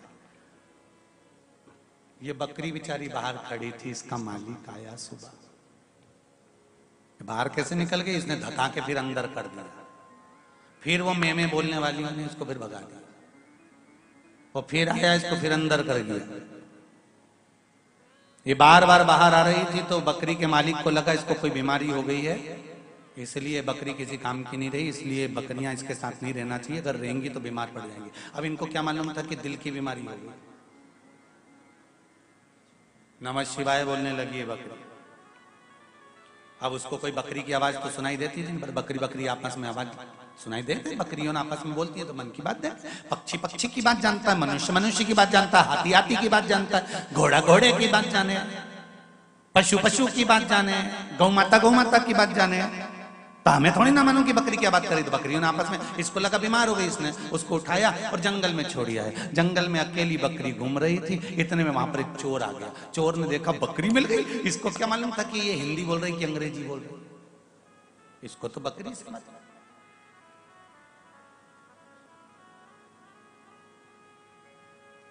भाई समझने वाला ही समझ सकता है ना। अब तुम बाजार में से जा रहे हो, किसी रोड पे से जा रहे हो, इतने में एक कुत्ता आ गया, ठीक है। अब तुम कितनी भी अंग्रेजी पढ़े, कितनी भी अंग्रेजी पढ़े, तो कुत्ते से कितनी excuse me excuse me excuse me करोगे?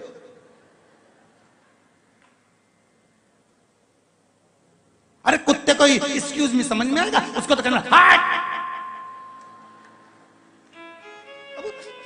तुम एक्सक्यूज मी एक्सक्यूज मी, अब कुत्ता है, अंग्रेजी समझेगा।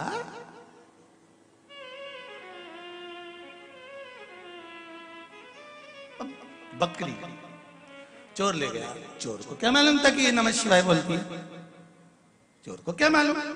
उसने तो बकरी को लिया और जाके बाजार में बेची आया, पैसा इकट्ठा हो गया। उसने जिसको बकरी बेची थी बेचारा किसान था, बहुत गरीब रहा था, बहुत गरीब रहा। उसने थोड़े से पैसे में ले ली, बकरी का दूध निकलता, बेच आता। सारे दुनिया में वो बकरी का दूध इतना मीठा था क्योंकि नमः शिवाय बोलती थी, और बकरी का दूध बेचता बेचता बेचता बेचता वो धनपति बन गया। एक बार किसी नगर का राजा का मंत्री वहां से निकला, रास्ता भटक गया, भूख लगने लगी, इसके यहाँ पहुंच गया, भूख लगी है, बकरी का दूध दे दिया। उसने पिया, बड़ा स्वादिष्ट है बकरी का दूध, कितना आनंद है इस दूध में, काहे का है, बकरी का दूध है, बड़ा मीठा है ये। हाँ साहब, मेरा बकरी का दूध सब दूर जाता है, लोग बहुत खरीदते हैं, बहुत व्यापार चलता है मेरा। अच्छा, वो चले गया मंत्री भी। राजा के नगर में राजमाता बीमार पड़ गई। राजमाता बीमार पड़ी तो औषधि देने वालों ने कह दिया इनकी अंतिम सांसें चल रही है, इनके पास बैठकर भगवान का गुणगान करो, नाम नाम लो, कृष्ण नाम लो, शिव नाम लो, भगवान का नाम लो, क्योंकि अंतिम सांसें चल रही है। राजा ने कहा इतना समय किसके पास कि इनके पास बैठे रहेंगे और राम नाम गाएंगे, कृष्ण नाम शिव नाम गाएंगे। क्या करा जाए? किसी द्वारपाल को बिठा दें तो वो भी नहीं गा सकता 24 घंटे, क्या करा जाए? मंत्री ने कहा एक बकरी है, जो बकरी दिन भर सुबह से लेकर शाम तक नमः शिवाय नमः शिवाय नमः शिवाय नमः शिवाय बोलती है। अच्छा राजन ऐसी भी कोई बकरी होती है? हाँ पकड़ के लाओ। गए किसान को भी लाए, बकरी को भी लाए। किसान ने कहा मैं इसी बकरी के दूध को बेचकर अपना यापन करता हूं, शाम में दे नहीं सकता। देना तो पड़ेगा, हम तुम्हें धनपति बना देते। पूरा पैसा दे दिया, ढेर संपदा दे दी, बकरी खरीद ली, राजमाता के पास में रख दिया। वो नमः शिवाय बोलती जाए, राजमाता देखती जाए। बकरी का दूध जो निकले राजमाता को पिलाया गया, राजमाता एकदम स्वस्थ हो गई, खूब अच्छी हो गई राजमाता। अब सोचिए बकरियों ने विरोध करा, वहां से निकलकर चोर के पास गई, जंगल में गई। जंगल के बाद में किसान की यहाँ गई, किसान के यहाँ से राजघराने में चली गई और राजघराने में राजमाता उस बकरी को अपने राजघराने के ठाट में रखने लगी। केवल नमः शिवाय की एक बेलपत्र खाई थी और राजघराने तक पहुंची।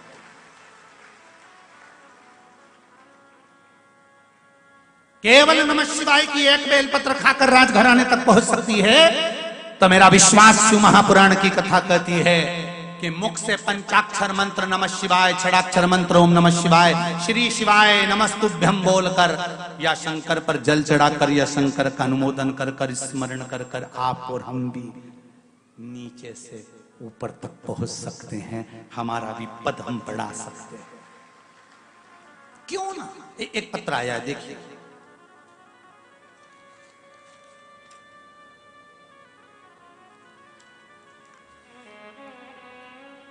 मैं हर्षा पटेल हैदराबाद से हूं। हर्षा जी पटेल कहीं बैठी हो तो खड़े हो, आप ही हैं, दोनों हाथ हिला दीजिए। श्री शिवाय नमस्तुभ्यम। माइक दे दो, पास में ही है दीदी।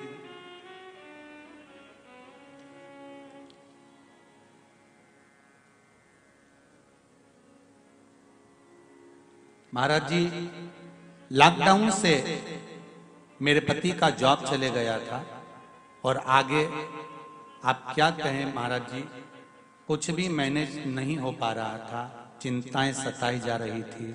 लॉकडाउन में आपकी कथा, शिव महापुराण की कथा सुनी, आपने बताए अनुसार मैंने पशुपति व्रत किया।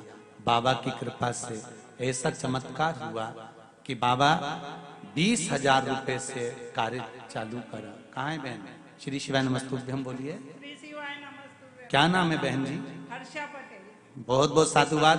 आपने जो पशुपति व्रत करा और बाबा देवाधिदेव महादेव ने आपका सुना, जो आपने व्यापार आपने लिखा है मैंने 20,000 रुपए से व्यापार चालू करा, अब वो व्यापार कैसा चल रहा है? बहुत अच्छा चल रहा महाराज जी, इतना कि बोल नहीं सकती मैं, इतना अच्छा चल रहा कि पूछो मत। मेरा बच्चा बोलता आप मेरे को कथा करने की है। अरे वाह, बधाई हो आपको बहुत बहुत। आपने लिखा है दीदी 20,000 रुपए से व्यापार चालू करा, आज बाबा की कृपा से हमारा बिजनेस बहुत अच्छा चल रहा है। मेरे बेटे का व्यापार में भी उन्नति हो गई, घर में किसी तरह की कोई परेशानियां नहीं है। अब मैंने रोज 1 लोटा जल और श्री शिवाय नमस्तुभ्यम की रोज एक माला करती हूँ। बाबा इतना दे दिया कि अब शिव पुराण की कथा लेने का मन करता है। अब लॉकडाउन से समय कितना बीता, दुख की घड़ी है। बैठो बहना, श्री शिवाय नमस्तुभ्यम, बैठी। गया सारी समस्या का हल, 1 लोटा जल। ना तंत्र में, ना मंत्र में, ना इसमें, ना उसमें, किसी में मत पड़ो। नाटक और नौटंकी मेरे शंकर को प्रिय नहीं है। मेरे शंकर को तो प्रिय है केवल निर्मल मन सो मोही पावा, मोहि छल छिद्र कपट ना भावा। अब इन्होंने तो टीवी पे ही कथा सुनी होगी, क्यों दीदी? केवल टीवी पर, मोबाइल पर सुनी होगी कथा? टीवी और मोबाइल पर सुनिए, बैठो। केवल कथा टीवी पर सुनी होगी, ना तो सीहोर वाले महाराज से किसी का मिलना, और हमारे पास इतना समय रह भी नहीं पाता क्योंकि हम कथा का स्मरण करें, मंत्र का जाप करें, भजन करें, भगवान की भक्ति करें, कल्लू की सेवा करें कि तुमसे मिले। कहा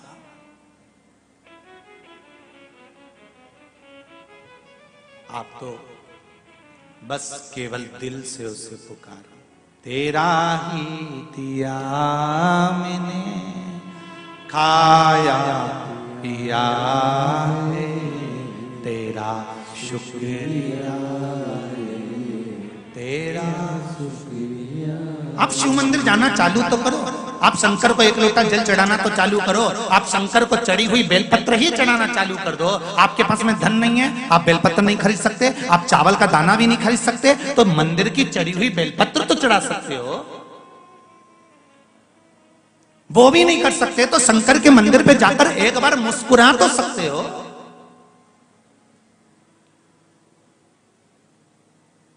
जितने लोग आस्था चैनल पर कथा सुन रहे हैं, जितने फेसबुक यूट्यूब पर कथा सुन रहे हैं, निवेदन करूंगा दिल से उसको पुकार।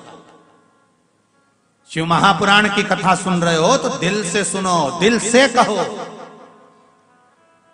और अगर ये कथा आदि सुनी है तो 3 जून से 9 जून तक मध्य प्रदेश के सागर में केसरवाणी परिवार द्वारा ओम शिव महापुराण की कथा होगी। उसमें समझो कि ओम मंत्र में क्या सुख है। वो भी आएगी 2 बजे से 5 बजे तक आस्था चैनल पर। जो आने वाले हैं वहां पर आसपास वाले सब आकर कथा का रसतत्व ग्रहण करें। क्यों ना सुने जीवन की सार्थकता दे मेरा बाबा। जैसे माता जी ने कहा मेरा बेटा चाहता है कि कथा हो, बाबा से दिल से कहकर जाना, दिल से सुनेगा, देरी नहीं करेगा, जब चाहेगा कभी भी कृपा कर देगा और करा लेगा। शिव कथा कुछ कहना चाहती हो? दे जरा माइक पहुंचाओ, जरा इधर इधर पहुंचाओ जरा।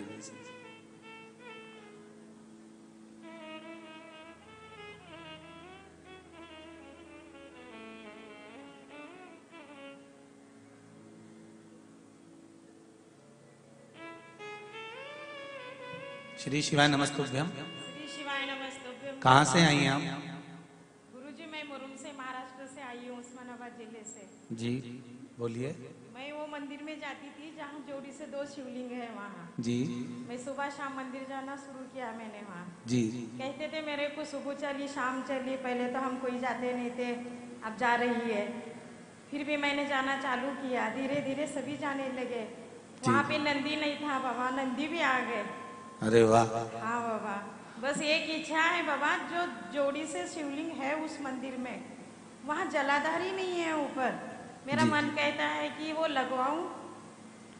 क्यों नहीं, अगर वहाँ जलाधारी नहीं है तो लगवा सकते हो। हाँ बाबा, दोनों भी शिवलिंग पे। जी जी जरूर लगवाइए, जरूर लगवाइए। श्री शिवाय नमस्ते। शिवाय नमस्ते। हर हर महादेव। महादेव। भगवान शिव के मंदिर का आनंद आप एक मैं वर्णन करूंगा।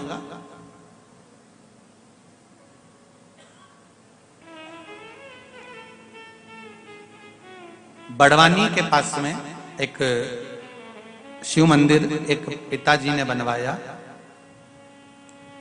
और बनवाने के बाद में पिता पूरे कर्जे में आए, कर्जा बहुत हो गया। बेटे ने उस मंदिर में, वहां पर कर्जा हो गया तो बिजली का बिल भरने का भी पैसा नहीं था, तो लाइटें बंद करवा दी। उसका नाम में हो सकेगा तो कल परसों में आपको कथा में वर्णन कर दूंगा और स्थान भी बता दूंगा। उसने लाइट बंद कर दी, पैसा ही नहीं है, बिजली का बिल कहां से भरेगा। उसका एक दोस्त आया जो शिव महापुराण की कथा सुन रहा था 1.5 साल से। उसने कहा जब तू इतने कर्जे में हो गया है, इतनी परेशानियां झेल रहा है, इतने तकलीफ में आ गया, तो एक काम क्यों नहीं करता, अब जो होगा देखा जाएगा, कम से कम शंकर के मंदिर का दरवाजा तो खोल, जो तुम्हारे पिताजी ने बनवाया है बंद करके रख दिया, उसमें लाइट तो चालू करो। मैं नहीं चालू करूंगा क्योंकि मेरे पिता भी चलेगा। ना लाइट जलाई ना दरवाजा खोला। समय आने के बाद फिर दोस्त ने कहा चाबी मुझे दे दे, मैं मंदिर संभालता हूँ। उसने चाबी दी, दरवाजा खोला। तब जैसे ही जिस दिन उसने उस मंदिर में बल्ब लगाकर लाइट चालू करी, दूसरे दिन से उस लड़के का गया हुआ पैसा आना चालू हो गया और वापिस वो धनपति बन गया।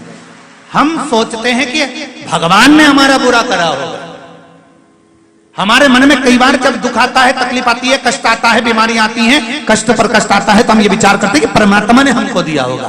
पर परमात्मा कहते हैं ये दुख, ये तकलीफ, ये कष्ट तेरे कर्म का खेल है, चिंता मत करना। तू मंदिर आना मत छोड़ना, भजन करना मत छोड़ना, थोड़ा सा समय भले दुख का निकलेगा, जिस दिन मैंने हाथ पकड़ा खींच कर बाहर कर दूंगा, चिंता मत करना। तो उसके भरोसे तो रहे, तो उसके विश्वास पर तो डिग। अब जब तू विश्वास पर रहेगा तो ये निश्चितता है कि वो सुनेगा।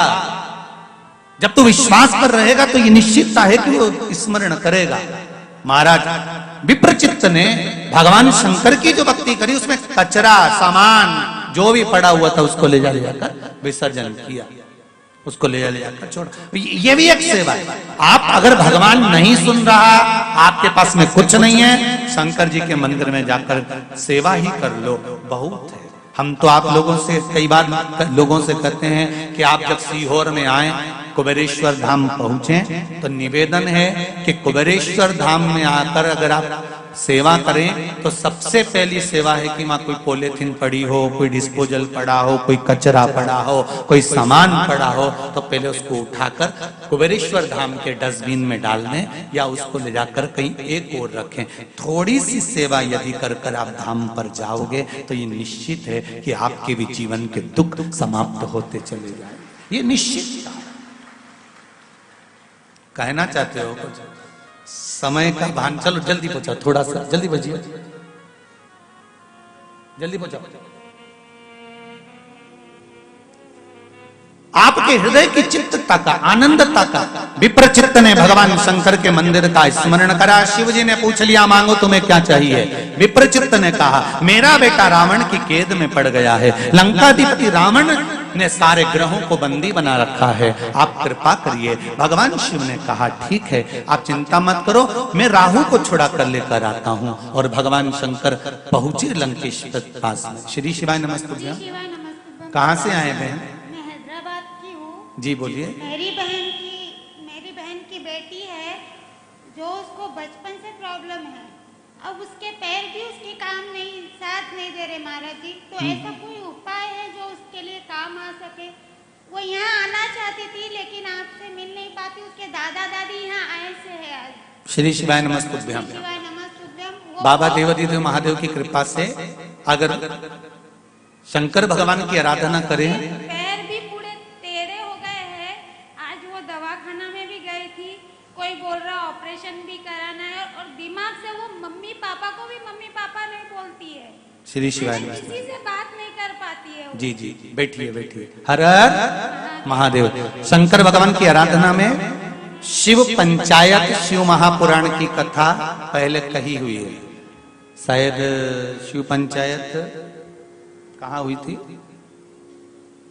कहीं पर हुई है शिव पंचायत शिव महापुराण कथा, स्थान का स्मरण नहीं आ रहा। तो शिव पंचायत शिव महापुराण की कथा में तीसरे या चौथे दिन एक बीमारी शरीर के अंतर्गत हो जाती है, जिसमें नसें धीरे धीरे चौक होती चली जाती है, जिसका इलाज विदेश में भी नहीं है। शरीर धीरे धीरे धीरे धीरे जाम होता चले जाता है। तो शिव पंचायत शिव महापुराण की कथा में अभी तो स्मरण नहीं होगा हमको, और उस कथा में उसका वर्णन किया है। अगर वो शंकर जी की आराधना पीपल की जड़ का प्रयोग वाला उसमें वर्णन किया गया है, वो अगर कर लेती हैं तो धीरे धीरे उसकी याददाश्त भी प्रबल होगी और वो बच्ची धीरे धीरे चलने के लायक भी होगी और उसके हाथ पैर भी ठीक होना प्रारंभ हो जाएंगे। हर हर महादेव।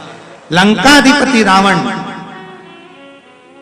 लंकेश तुरंत उसी समय पर बाबा देवाधिदेव महादेव की कृपा से शिव जी ने जाकर कहा, बोलो।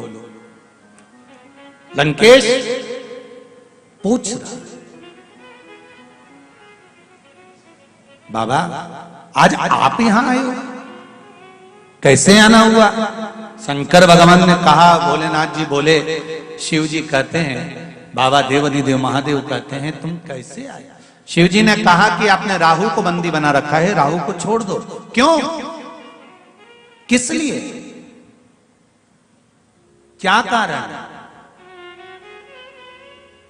क्यों छोड़ा?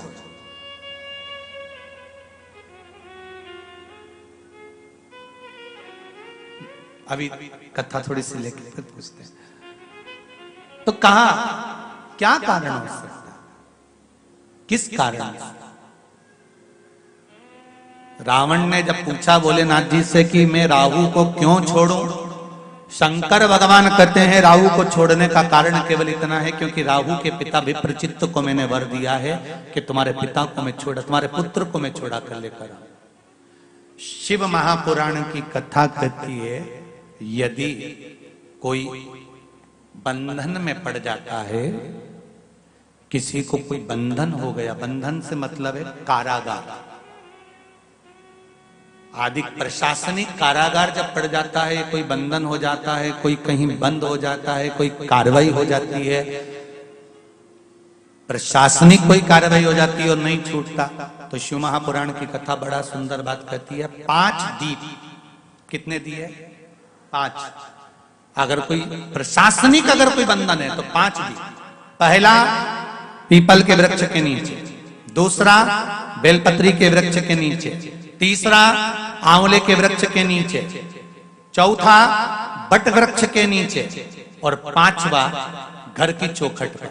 जिस घर से उसके ऊपर केस हुआ है या बंधन हुआ है, 5 दीप भगवान शंकर के कुंदकेश्वर महादेव का नाम लेकर लगाया जाता है, तो कुछ ही समय में उसके पक्ष में निर्णय आता है और वो कैद से मुक्त हो जाता है।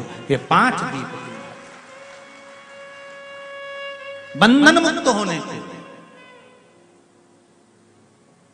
राहु को बंधन से मुक्त कर दिया, मैंने पिता को वर दिया है, उसने मेरे घर की सेवा करी है, चाकरी करी है, आराधना करी है, मैंने उसको वर दिया, छोड़ दी। राहु को छुड़ाया विप्रचित्त के कहने पर भगवान शंकर ने, और राहु को अपने पास रखा। विप्रचित्त ने कहा प्रभु आपने मेरी बात को स्वीकार करा, मैं दानव हूं, मैं असुर हूं, मैं राक्षस हूं, इसके बाद भी आपने स्वीकार करा। शंकर भगवान कहते हैं विप्रचित्त मेरा भजन करने वाला देवता है, असुर है, क्या है मुझे उससे मतलब नहीं है, मैं तो इतना जानता हूं कि वो हृदय से मुझे भज रहा है तो वो मेरा अपना है, मुझे उससे मतलब। महाराज शंभो शरणे मांगू घड़ी रे घड़ी, दुख काटो दया करी ने दर्शन